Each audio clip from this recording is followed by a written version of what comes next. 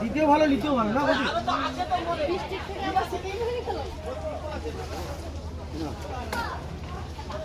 এইরকম রকম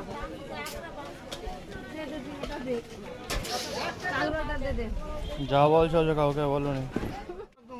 আগড়া কেউ নেই, ভেসে চলে যাবে সে ভরসা। 2 কিলো 480 টাকা, 2.5 কিলো।